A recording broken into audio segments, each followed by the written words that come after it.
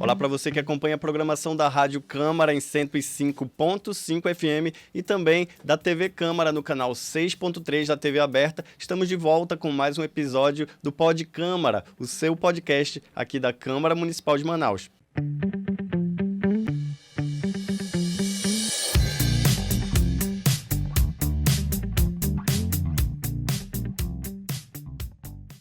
Muito bem, no episódio de hoje a gente vai falar sobre um tema extremamente importante e que acaba afetando a vida de todos os cidadãos brasileiros, que é o trânsito. Está acontecendo desde o dia 15 até o dia 28 desse mês, a Semana Nacional de Trânsito, e eu vou conversar com o educador de trânsito Werison Freitas, que é do Instituto Municipal de Mobilidade Urbana, o IMMU, para falar um pouco sobre a importância dessa semana. Então, Werison, seja muito bem-vindo aqui à Câmara Municipal de Manaus, à TV Câmara e à Rádio Câmara FM. Muito obrigado. Nós que agradecemos o espaço, até porque o trânsito faz parte da vida de todos, e todos nós participamos do trânsito. Muito bem, Werison, mas antes de começar o nosso bate-papo, a gente vai ver um VT que foi produzido pelo nosso repórter Amaury Moraes, que vai falar um pouco sobre a Semana Nacional de Trânsito. Os acidentes de trânsito no Brasil têm sido crescentes nos últimos anos. O país registrou de 2010 a 2019, de acordo com o Instituto de Pesquisa Econômica e Aplicada, um crescimento de 13% no número de mortes por acidentes no trânsito. Apenas em 2019, 19 mil pessoas foram vítimas fatais em vias terrestres, um aumento relativo entre 2017 e 2018. Os acidentes por motocicletas são um dos mais comuns, representando mais de 30% dos casos registrados. Por outro lado, os índices de acidentes envolvendo carros, ônibus, caminhões e bicicletas se mantiveram estáveis ou caíram. Entre as pessoas que são envolvidas, a maioria são jovens de aproximadamente 15 anos, segundo os dados recentes. No final do mês de setembro é realizada uma Semana Nacional do Trânsito, uma ação idealizada pelos órgãos responsáveis pelo trânsito brasileiro. Prevista pelo Código de Trânsito Brasileiro, a semana tem como objetivo conscientizar o combate ao acidente de trânsito e mortes que vem aumentando no país. O projeto visa promover, durante os dias 18 a 25 de setembro, palestras, panfletos personalizados com informações do tema, rodas de conversas com autoridades do assunto, cursos para profissionais do trânsito e campanhas nos veículos de comunicação. Vale ressaltar que a conscientização das pessoas mostra o quão importante é abordar o assunto, para que as mortes no trânsito possam ser reduzidas. Desde 2021, o Brasil tem esse compromisso. E por isso, eu volto com vocês aí no estúdio da TV e Rádio Câmara para falar mais sobre o assunto. Muito obrigado, Amaury, pelas suas informações. Então, Werison, qual é o objetivo, da Semana Nacional de Trânsito? Bem, o grande objetivo da Semana Nacional é exatamente a conscientização do motorista, do condutor do veículo leve, veículo pesado, para o motociclista, até para o pedestre mesmo, sobre os cuidados que ele deve ter quando ele está na via pública. Então, o grande objetivo da Semana Nacional é a redução da quantidade de sinistros de trânsito que acontecem hoje em todo o Brasil. E esse evento, essa Semana Nacional de Trânsito, está prevista no Código Brasileiro de Trânsito e acontece todos os anos.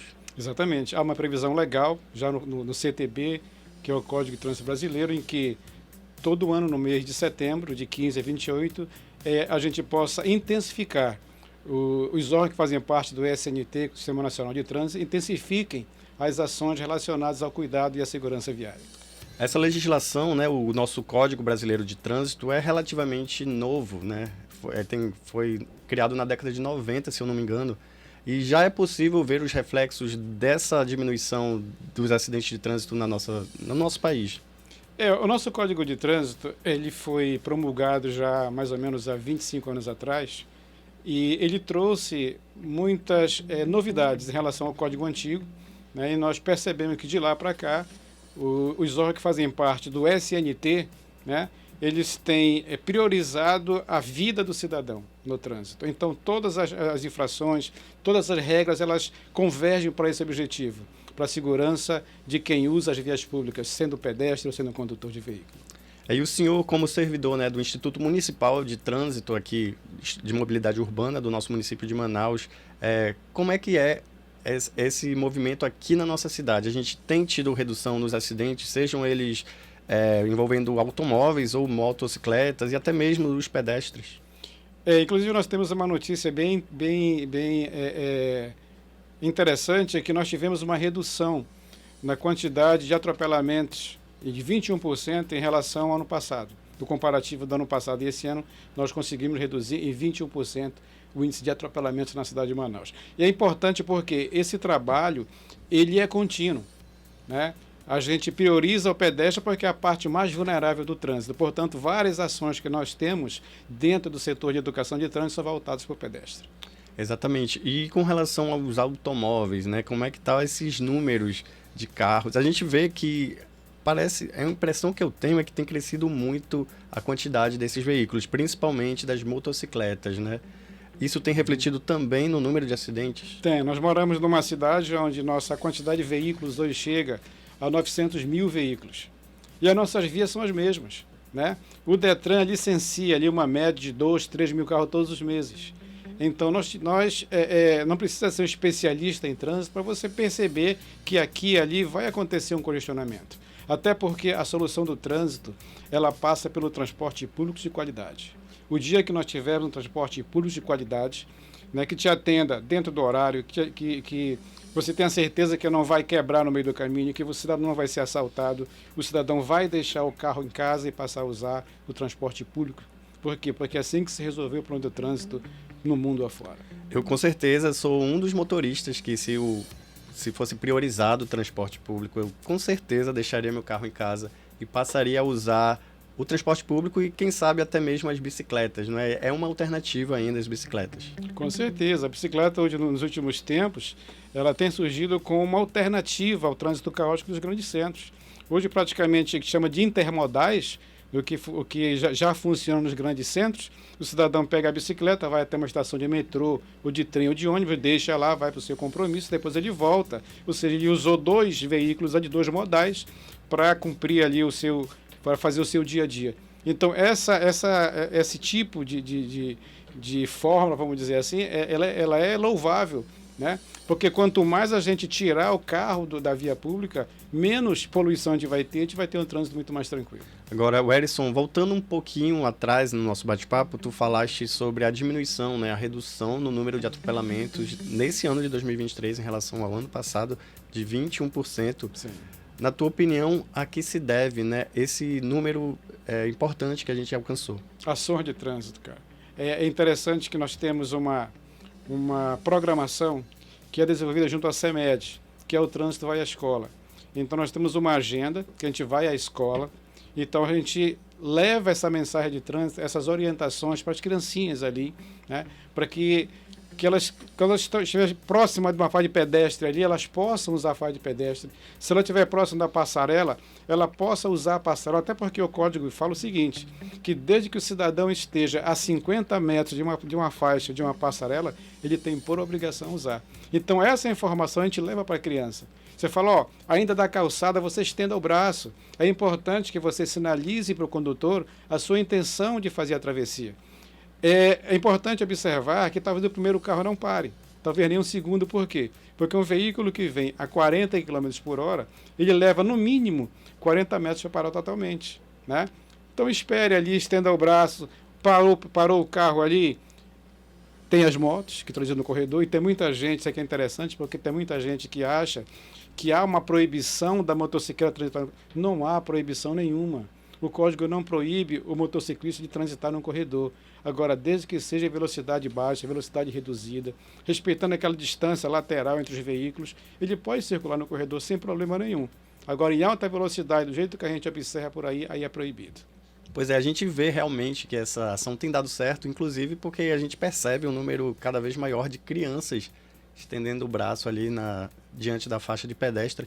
Mas é importante também a gente reforçar essa conscientização para os motoristas, né? Que eles devem parar quando vê não só uma criança, mas qualquer pedestre que precisa atravessar na faixa de pedestres. Sim, com certeza. O interessante de observar é que às vezes o cidadão, quando motorista, às vezes ele não respeita a faixa.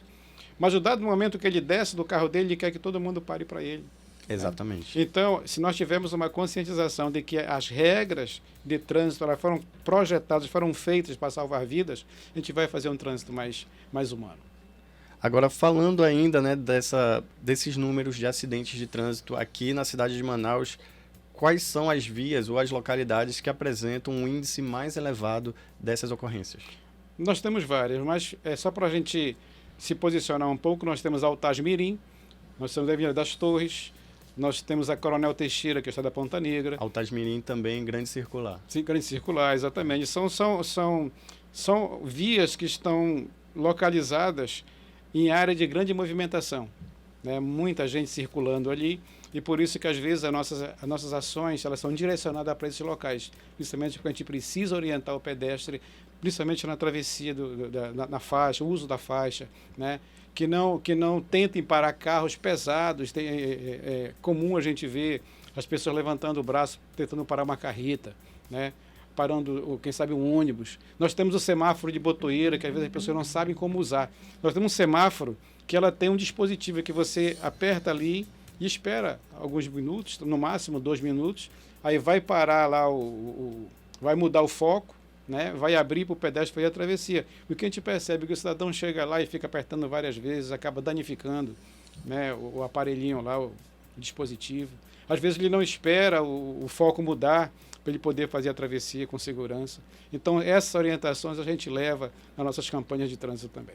Só para reforçar, esse sinaleiro que a pessoa aperta para o sinal ficar vermelho, ele realmente funciona? Sim, funciona. Nas redes sociais existe muita gente que não acredita, que acha que é só um efeito placebo, digamos assim. Não, ele funciona e funciona muito bem. As pessoas podem confiar. Com certeza. Agora, falando um pouco dessas ações que tu citaste, elas fazem parte da Semana Nacional de Trânsito ou são ações permanentes do IMMU? Não, são ações permanentes. A gente apenas intensifica, né, no Maio Amarelo e na Semana Nacional de Trânsito, né? E nós procuramos atender mais empresas, mais escolas, né? Mais solicitações que nos chegam dentro desses 2 momentos aí, que é importante, porque toda a sociedade se envolve, né, no mês de maio e também, né, em setembro, que é a Semana Nacional. E falando da semana, quais são, né, as ações que estão previstas, que já estão acontecendo, na verdade, né, feitas pelo Instituto Municipal de Trânsito aqui na nossa cidade? Sim, nós tivemos já o Manaus na Faixa, que a gente leva a informação para as pessoas de como atravessar na faixa com segurança. Nós já tivemos ações do trânsito vai à escola, né? Inclusive hoje mesmo tivemos uma ação numa escola lá na zona leste. E nós temos, para fechar a semana, nós temos uma corrida, né, que vai acontecer na Ponta Negra, no domingo, nesse domingo agora, fechando aí a Semana Nacional de Trânsito. Show de bola. Agora, Werison, é uma dúvida pessoal que eu tenho, que eu acho que muita gente que está nos ouvindo e nos assistindo também deve ter, é com relação ao farol, né, o farol baixo nas rodovias federais. É uma lei que existe. E aqui em Manaus a gente sabe que temos rodovias que cruzam a parte urbana da nossa cidade, né? Como é que é a regra atual com relação ao farol aceso ou não nas rodovias federais? Muito bem. Então, essa é uma mudança que veio recentemente com a Lei 14.071, em que ela trouxe a seguinte informação. Fora da área urbana, né, você é obrigado a acionar a luz baixa do veículo, desde que você esteja transitando numa rodovia de pista simples. Como um exemplo aqui, para que você possa entender o que é uma rodovia de pista simples, a BR-174, quem vai na direção de Presidente Figueiredo. Então, uma rodovia de pista simples com duplo sentido de circulação. E que cruza a parte urbana de Manaus, né? Sim, mas a fiscalização lá se dá a partir da barreira. Ah, sim. Então, passou da barreira, que é o limite ali urbano, então você aciona a luz baixa do veículo, se o teu veículo não possuir a DRL. O que é a DRL? É a luz de rodagem diurna. Né? Aquela luzinha que circunda ali o farol do veículo, né? Que já vem de fábrica em todos os veículos que foram fabricados a partir de 2021. Então já vem de fábrica a DRL. Se você tem um veículo que tem a DRL, você não se preocupa em acionar uma luz baixa, porque a DRL substitui a luz baixa do veículo. Mas se teu veículo não tem a DRL, chegou ali no limite, é uma estrada de pista simples, rodovia de pista simples, automaticamente você tem que ligar ali o farol baixo do veículo. Basicamente, os veículos com fabricação anterior a 2021, todos vão ter que acionar o farol baixo nas rodovias. Desde que ela seja de pista simples, né? Okay. Se nós pegarmos aí a M070, que liga Manaus Manacapuru, é uma rodovia que tem um canteiro central, ela não é de pista simples, né? Então, nesse tipo de rodovia, você não precisa acionar a luz baixa do veículo, a não ser chegando já em Manacapuru, onde a rodovia ainda não foi duplicada. Agora, Werison, falando ainda de farol, a gente vê que aqui em Manaus, e eu acredito que em outras cidades também, acontece o problema, né, daqueles faróis de luz branca que são extremamente fortes e acabam ofuscando o motorista que está à frente ou que vem na pista contrária, né? Eles são autorizados, eles são permitidos, o motorista pode rodar com esse farol? Nós tivemos uma polêmica muito tempo atrás com o farol de neon, né? A luz de neon. Então, hoje, qualquer mudança no veículo, ela tem que ser previamente autorizada pelo órgão de trânsito. Então, se você quiser trocar a luz do teu veículo por uma luz mais forte, você tem que ir ao órgão de trânsito, né, e solicitar essa mudança. Geralmente ele não autoriza. Não. Porque o que está na resolução aqui, esse farol já tem que vir de fábrica, porque ele já passou por todos os testes necessários. Então, o farol que vem de fábrica é seguro, o motorista pode ficar tranquilo que não vai ofuscar a vista de ninguém. Sim, com certeza. Agora, outra polêmica que tem criado é com relação à unificação das multas, né? O que diz a nova legislação com relação à aplicação das multas? Antigamente nós tínhamos uma situação de que o agente municipal não poderia fazer uma multa que era do Estado, porque no Código de Trânsito nós temos algumas infrações que são de competência do Estado e as outras de competência do município. Ou seja, como não tinha um convênio firmado entre a Prefeitura e o Estado, o que se fazia? O agente de trânsito aplicava as multas da Prefeitura e o agente estadual, o BATRAN, o pessoal do próprio DETRAN mesmo, aplicava as multas do Estado. Com essa nova resolução, muitas das infrações que eram do Estado hoje passou também a ser competência do município. E muitas do município passou a ser também competência do Estado. Ou seja, mas se mantém algumas privativas. Tem umas que só o Estado, o agente do Estado pode aplicar e outras só o do município pode aplicar também. Muito bem, Werison. Para encerrar o nosso bate-papo, eu queria que tu fizesse as tuas considerações finais e convidasse a população para participar desse encerramento da Semana Nacional de Trânsito aqui em Manaus. Muito bem. A gente gostaria de agradecer já de pronto essa oportunidade, porque a gente acredita que o trânsito ele tem que chegar a todas as esferas.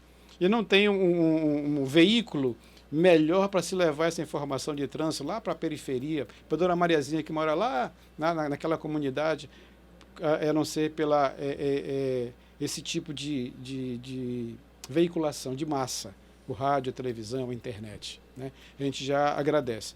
E para o condutor, né, para o pedestre, para o motociclista, que obedeça a legislação de trânsito. As regras de circulação e conduta estão ali previstas no Código para salvar vidas. Então, se você fizer a sua direção baseada nas regras de circulação e conduta que o Código prediz ali, a gente vai ter um trânsito mais humano, um trânsito mais tranquilo. Né? Então, se nós valorizarmos o ser humano, né, se nós dermos importância à vida, a gente vai fazer um trânsito mais humano. E quem tiver alguma denúncia, como é que faz para acionar o IMMU? 0800 092 1188. Nós estamos lá prontos a servir, né, para esclarecer as dúvidas que foram necessárias. Muito bem, Werison, muito obrigado pela sua presença aqui no Pod Câmara. O Pod Câmara de hoje fica por aqui, mas na semana que vem a gente está de volta com outro assunto relevante para a sociedade manauara. Até lá!